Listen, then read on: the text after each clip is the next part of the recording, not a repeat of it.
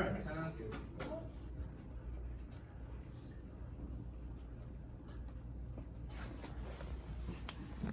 Recording in progress. Okay. Is my voice? Pretty cool. All right, am I good now? All right, awesome. Okay. Hi everybody. How's everyone doing? Good. Awesome. Okay, cool. Okay. Oh, how do we get rid of this? Is this on my part? Yeah. Yes. I do that. I'm a tech whiz. Okay. Where's my mouse? Sorry. Okay. We're good now. All right. Hi everybody. Thanks for coming out today. We've had some great talks so far from some genuinely talented people. So fingers crossed that I don't break the streak. So today we're going to be talking about the morphology of high redshift massive galaxies using JWST imaging from the CEERS survey.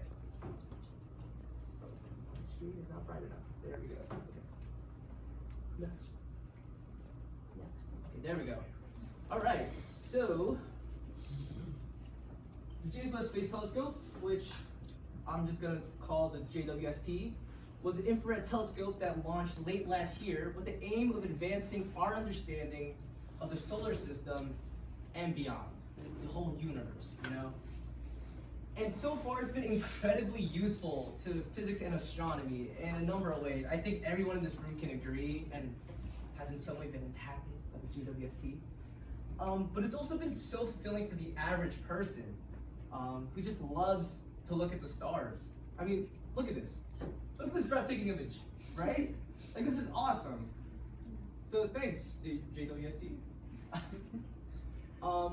So the JWST is able to get these really breathtaking images thanks to its incredibly precise and powerful image capturing instruments. For our research, we utilize the NIRCam to capture images of galaxies. So the NIRCam, for us specifically, we use a filter called F200W, which focuses on capturing photons at around 2 microns. So the JWST has a lot of goals that it's trying to accomplish and help for us astro people, but for our research, we're most interested in the goal of being able to peer back into the early universe to see how galaxies and our overall universe just evolved throughout time. And this brings me to CEERS survey. So this is where our objects for this research project came from. So the goal of CEERS is to examine galaxies really far away, at like super high redshift. And so what CEERS does is basically takes pictures of the night sky at various angles to create a just mapping of the night sky. And CEERS has done some pretty cool things. A group at UT Austin, for example, was able to capture data and imaging of a black hole that formed about 570 million years after the Big Bang, which is just like insane. As Jehan stated once to me, it's like, you know, a time machine. Yeah. So the objects for our data was selected to be supermassive and super high redshift. And this brings us to our main motivation. So we know that galaxies change their shape throughout their evolution, but how exactly? How exactly do their shapes or morphologies and defining characteristics change throughout their life? This is what we want to answer. We also know that mergers between galaxies are essential to their evolution. But how do mergers play a part in this? So, yeah, those are some like main questions we want to answer. But beyond that, we really want to find a way to read data coming from the JWST more easily, more efficiently, to see, you know, what objects are and are not mergers. So yeah. So this brings us to methods. So what did we actually do? How did we actually do the research? So first up, shout out to StatMorph. StatMorph is an AstroPy package that allows us to just get a huge list of some statistics on morphologies of these objects. And it takes 3 parameters: image, segmentation map, and PSF. Basically, an image is just an image of a galaxy or an object that has the background removed from it. So it's really just the object. The segmentation map is basically, how do I say this in the most simplest way? It's a map that tells you which part of the picture belongs to a certain object. I'll pull up an example after this that'll make more sense on that. And lastly, a PCF, this guy, stands for point spread function. These objects are super far away, obviously, like that's a no-brainer. So when the JWST is taking these pictures, they're super tiny. But the PCF basically acts like a magnifying glass to help make these points and these objects just much more bigger and clearer. So when we combine these, we just get a lot of really cool information and just really insightful information on the morphologies of these objects. Which brings us to this image. This is actually an image that StatMorph will help you create. And these are just various different statistics on what actually the morphology is. Some cool stuff here. This is what a segmentation map looks like. And these different patches of color are different objects, their interaction with the segmentation map. So yeah. So the next part, brings us to the next part, is visual morphology. Use the mouse. Oh, right, I totally forgot people on Zoom exist. So, visual morphologies. This is the other part of the research methods that we had to do. So basically, our goal was to go through about 400 files, 200 objects, because each object has a segmentation map and just a fits file.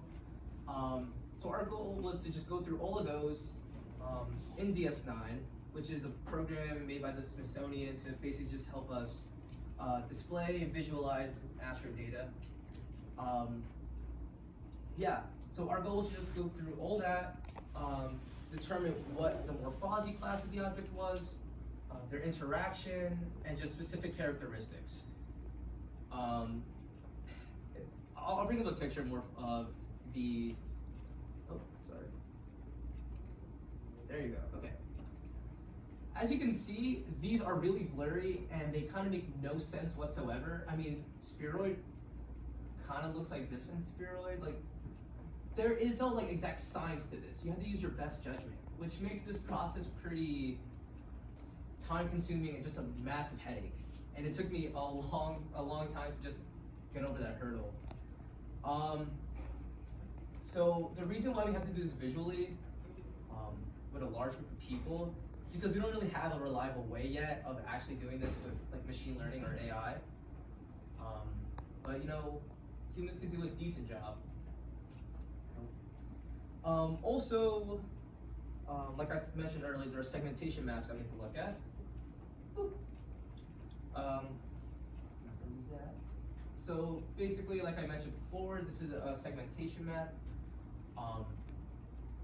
There are different types of segmentation map that we basically examined. Basically, we had interactions within the segmentation map, interactions beyond the segmentation map, segmentation maps that look like they're going to be mergers, or non-interacting companion segmentation maps.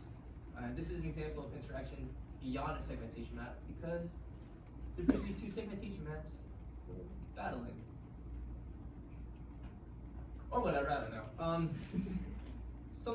We also have to look at some structural characteristics of these objects, which is also probably the hardest part, because we have to look at super pixelated objects and be like, oh, hey, there's a spiral arm, or a tidal arm, or bars, or tadpole galaxies. There are too many characteristics for me to go into detail, but this brings me to an object that I found that I thought was absolutely beautiful. This one, you're probably thinking, what the hell is that? And my response is, I couldn't even begin to tell you. These are some of the objects that we basically had to look at. Yeah, and as you can see here, I took this to be basically two objects interacting because of these bright spots here. But honestly, different people would have different things to say about this. This brings us to the results. What did we actually figure out? So this is a scatter plot that I made in Python of the different morphology classes and how they lined up in their M20 values and their Gini values. So Gini represents the galaxy's light distribution across its pixels.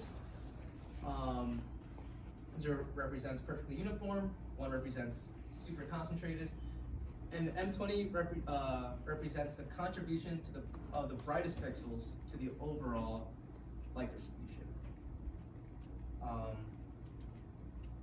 Basically, it's really hard to see because it's so jumbled up and overlapping, but we can see that a lot of the irregular galaxies, anything with an eye over here, tend to be beyond this line in the merger area.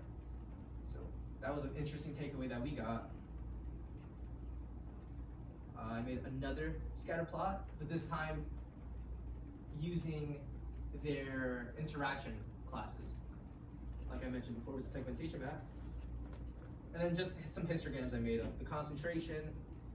I'll go through these because I'm running out of time. The asymmetry, the CEERS index, and the half-light radius. So next steps. So one thing that I, along with Jonathan Diaz, want to do is use machine learning, specifically a software called SAM, to make the process of visual morphology just much faster and much more reliable and more accurate. Beyond that, we want to compare our data with the general population of galaxies at redshifts around 2 to 3. And then beyond that, just like improving the data that we're able to gather. And then that brings us to my final words. If you have any questions, email me. I want to say special thanks to Jehan, Brittany, Dr. Vanderhoof, Sadie, Jonathan Diaz. That's right. What? I said that's right. Oh, it's Brittany. I'm with Sadie. The AST department, Dr. Faber, and my fellow REU friends, thank you so much. I couldn't have done this without any of you. I hope you enjoyed my presentation. Make sure to tip your waiter.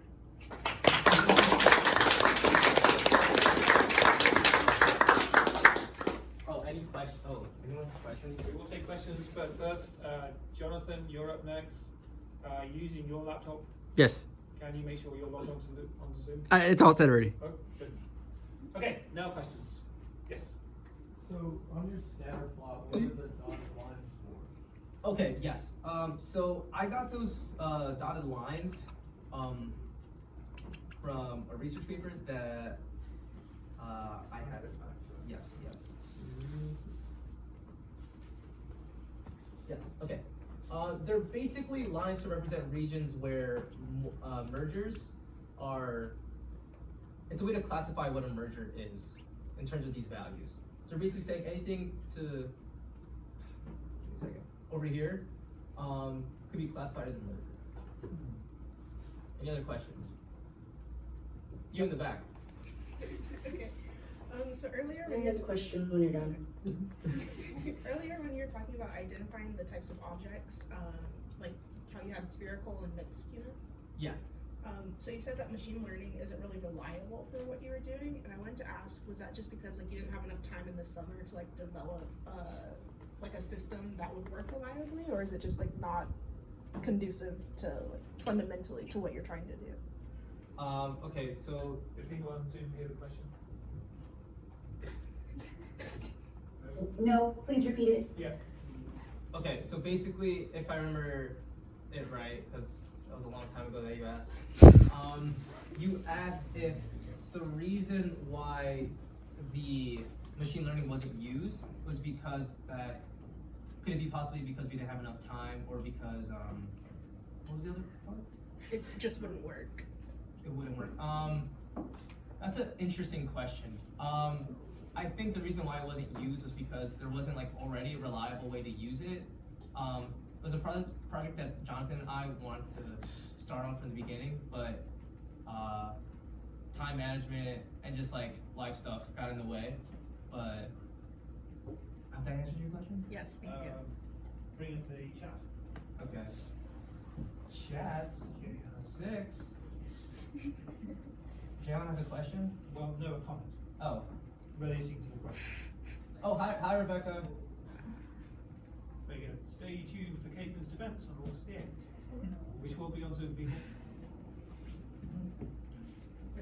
I do have a quick question if there's still time. Yeah, go ahead. Please be kind. Okay, hi. Please be Hi, kind. of course I will.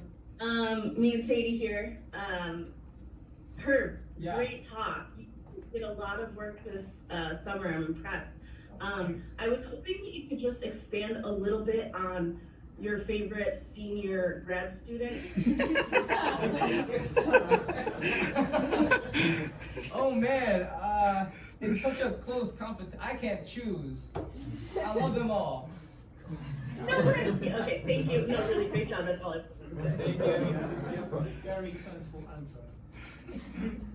All right, any other questions? Yeah, tell me all. I was just wondering, you kind of went through some histograms pretty quickly, like if there's any Yes. of them that like you'd want to say anything more about, like, I'm not sure what the histograms are saying, so if there's just like one of them that you find especially interesting, or that just, yeah. That's a great question, Daniel. Yeah, I apologize for that. I did not manage my time and I was running out. So let's see. I definitely want to talk about this one, a histogram of the asymmetry of these objects. So we can see that there's a few, they mostly lie between 0 to 0.25, but there's definitely a good number past that. So I'm just gonna call them A. Yeah. For brevity. So high A values can be a sign of mergers. These objects going through mergers. So I thought that was interesting. Just cool data that we collected. Do you have the breakdown into the visual classifications? Well, Oh. you've got your histogram here, but you would, if you have the breakdown into visual classifications, you Yeah, have to identify which morphology is associated with which value. Yes. So I was gonna make a concentration versus a asymmetry graph, but I did not have enough time. But that's definitely something I would like to make, so I know what's going on. Any other questions? So this is saying like, at values like from 0 to 0.5 is where you have the most frequencies of these objects that are probably mergers, so it's kind of like it. Well, just the highest frequency, but objects past 0.25 would they're showing signs that they're most likely mergers. Okay. Cool. Daniel, great All right, question. one last question, anyone? Oh my gosh, guys, don't all ask at once, please. You've had some good questions. Yeah, I have. Thank you so much, guys. You guys have been an amazing audience. All right, let's